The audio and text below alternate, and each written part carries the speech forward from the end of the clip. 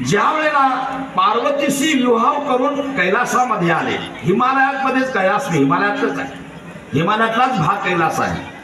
पण असं म्हणतात की लौकिक असं आहे की काशी आपला एकदा लग्न झाल्यानंतर आपल्या घरी यावं लागतंय, सासरवाडीमध्ये राहायचं नसतंय. कारण सासरवाडीमध्ये जावाई राहिला तर काय होते ते घर जावयांना विचारा.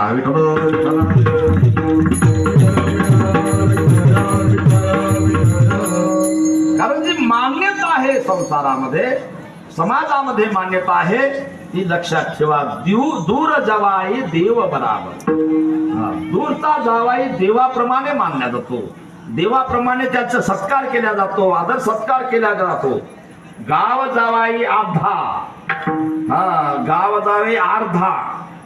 रस्त्याने चालल्यात या जावाई चहा प्याला, गेले चहा प्याला. कमीत कमी रस्त्याने चालल्या तर चहाला तरी बोलवतात गावातला असला तर. आणि घर जवाई पुढचा तर बोलायलाच नको. जावाई चहा घ्या, तेवढी शेणाची पाठी टाकून द्या, शेवटी टाका या चहा प्याला. तुम्हाला तात्पर्य ओळखला, तुम्ही समजून घेतला असं. तात्पर्य मला सांगायचं काय, भगवान शंकराचा विवाह झाला पार्वतीशी. पार्वती ही पर्वताची मुलगी आहे, हिमालयाची मुलगी आहे. आणि हिमालयाच्या मुलीची भगवान शंकराचा काय झाला, विवाह झाला.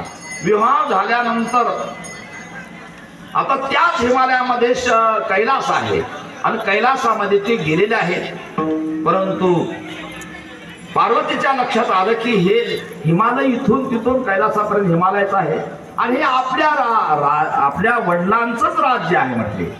आणि आज आपण शंकराने आम्हाला आणलंय म्हणा, या ठिकाणी हे आपलं माहेरच आहे, आमच्या वडिलांच्या राज्यातच आहे. तेव्हा त्यांनी सांगितलं की भगवान शंकराला, अहो म्हटले आपण आलो, परंतु हे तर माहेरच आहे माझं, माहेराहून सासरी कुठतरी दुसरीकडे जायला पाहिजे. कारण या हिमालयापर्यंत कैलासापर्यंत माझ्या वडिलांचंच राज्य आहे, म्हणून इथं सासरवाडीमध्ये राहणं तुम्हाला योग्य वाटते का, दुसरीकडे कुठेतरी जायला पाहिजे. भगवान शंकराच्या लक्षात आलं की हिला काय म्हणायचंय. ठीक आहे म्हटले, तुझ्याच वडिलांचं राज्य आहे हिमालयात, तर दुसरीकडे जाऊ. आता दुसरीकडे कुठं जाणार, तर भगवान तर लक्षात घ्या त्यागी होते, आणि त्यागी असल्यामुळे त्यागी माणसांना समाजात जमत नाही, कुठंतरी एकांतात जायला पाहिजे. म्हणून भगवान शंकर त्यांना वाटलं कुठंतरी गंगेच्या काठावर आपण जाऊया. म्हणून भगवान गंगेच्या काठाकाठानं निघालेले आहेत. एका ठिकाणी आता निवांत ठिकाण पाहूया. गंगेच्या काठाकाठानं निघाल्यानंतर आता हिमालय हा हरिद्वार पर्यंत, हिमालय आहेच, हरिद्वार पर्यंत आले. परंतु हरिद्वार पर्यंत तिथं त्यांचं राज्यच आहे. त्याच्या खाली बी जेवढं उत्तराखंड राज्य आहे हिमालय राजाचा आहे.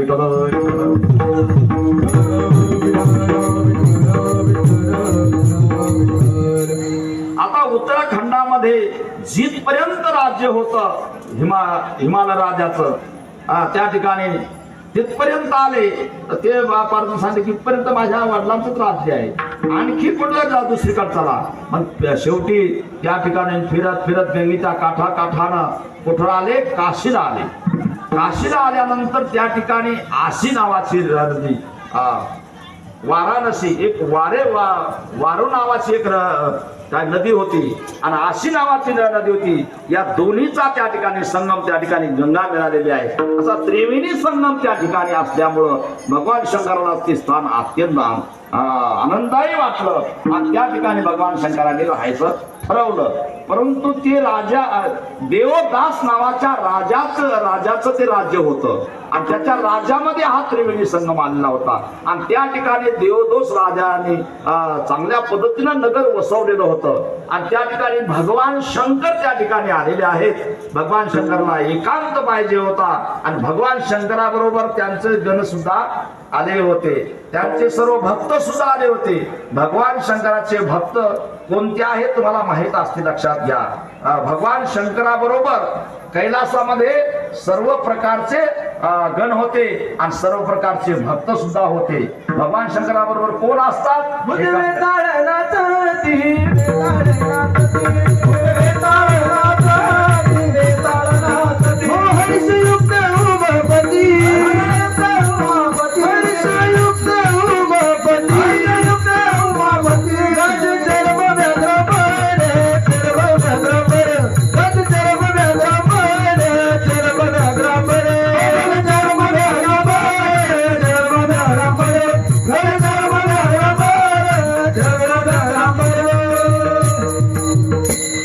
भगवान शंकर तिथं आल्यामुळं त्यांचं गण सुद्धा सर्व आले. त्यामध्ये शिवगण तर होतेच, परंतु भूते येताळ नाचते हर्षयुक्त उमापती. त्याप्रमाणे सगळे भूत खेत सर्व आले, लक्षात ठेवा. आणि बहुतेक माणसं नदीच्या काठाला काय करतात, माणसं जाळतात. ती तशी स्मशानभूमीच होती ती. आणि भगवान स्मशानात वस्ती करीत असे. भगवंताने त्यागोनी कैलास सर्व ही संपत्ती स्मशानात वस्ती करीत असे. ते स्मशानभूमी होती आणि त्या ठिकाणी भगवंताने वास्तव्य केलं. आणि वास्तव्य केल्यामुळं आता तिथं असणारे ते होतेच, परंतु भगवान शंकराबरोबर बरेच भूते वेताळ त्या ठिकाणी आलेले आहेत.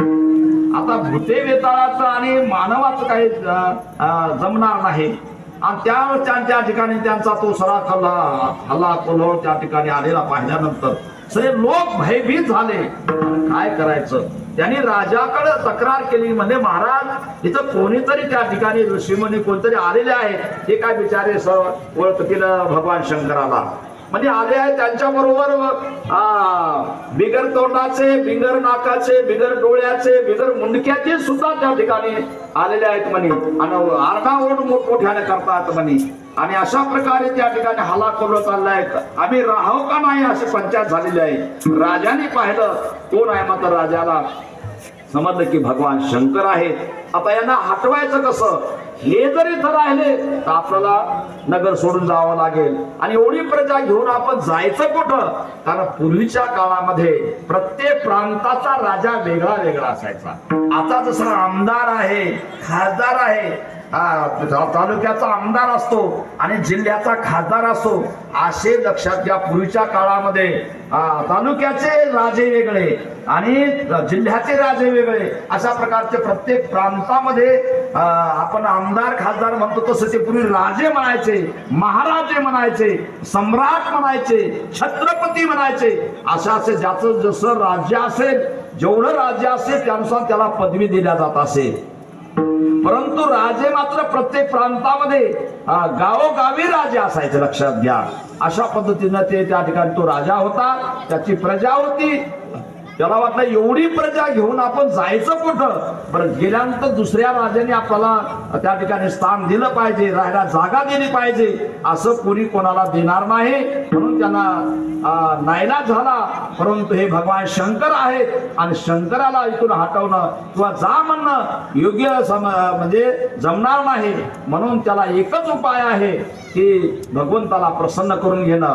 आणि लवकरात लवकर कोणता देव प्रसन्न होईल, आता भगवान शंकराला प्रसन्न करणं, त्यालाच तिथून जा म्हणणं हे योग्य वाटणार नाही. पण सर्वात लवकर जर प्रसन्न होणारे देवता कोणता असेल तर ब्रह्मदेव आहे. म्हणून त्यांनी ब्रह्मदेवाची उपासना केली. ब्रह्मदेवाची उपासना केल्यानंतर ब्रह्मदेव प्रसन्न झाले. कारण ब्रह्मदेव असे आहे की उपासना केल्यानंतर लवकर प्रसन्न होता. तुम्हाला असा लवकर का प्रसन्न होतो, ज्यांना कोणीच विचारित नाही, कोणी ओळखत नाही, कोणी आदर सत्कार करीत नाही, त्या माणसाला जर रामराम घातला तरी त्याला फार बरं वाटतं. लवकर ते माणसं आपल्या प्रेमात जपडत असतात, लक्षात ठेवा. तसं ब्रह्मदेवाचा या पृथ्वी तलावर कोणी ब्रह्मदेवाचं मंदिर बांधलेलं नाही. एक फक्त त्या ठिकाणी कुठं आहे, राजस्थानमध्ये पुष्करला फक्त एक ब्रह्मदेवाचं मंदिर आहे. आणि म्हणून या भूतलावर ब्रह्मदेवाची जे साधना करणारे असतात त्यांना ब्रह्मदेव लवकरात लवकर प्रसन्न होतो. म्हणून आपले जे कोणी करत नाहीत साधना, कोणी त्यांनी प्रार्थना करीत नाहीत, कोणी उपासना करीत नाहीत, त्यांच्या नावानं कोणी काही करत नाही, परंतु दैत्य दानव मात्र त्यांची उपासना करतात. म्हणून त्यांना माहित आहे ब्रह्मदेव लवकरात लवकर प्रसन्न होतो, कोणालाही प्रसन्न होतो. त्याप्रमाणे देवदोस राजाने काय केलं की त्या काशी क्षेत्राचा राजा असल्यावर त्या ठिकाणी त्याच गंगेच्या काठी ब्रह्मदेवाची उपासना केली. ब्रह्मदेवाची उपासना केल्यानंतर ब्रह्मदेव प्रसन्न झाले आणि वरमुळी माग म्हटले, काय मागायचं ते. त्यावेळा त्या देवदोस राजाने सांगितले की महाराज, हे माझं राज्य आहे आणि या ठिकाणी माझी प्रजा राहते आहे आणि सुखाने आनंदाने या ठिकाणी राहतात. याचा विस्तार मी चांगल्या पद्धतीने केला आहे, योजना चांगली केलेली आहे. परंतु या ठिकाणी भगवान शंकर आलेले आहेत. बरं एकटे आले असे तर काहीतरी सत्कार केला असता. ते भजनी मंडळ घेऊन आले म्हणजे इकडं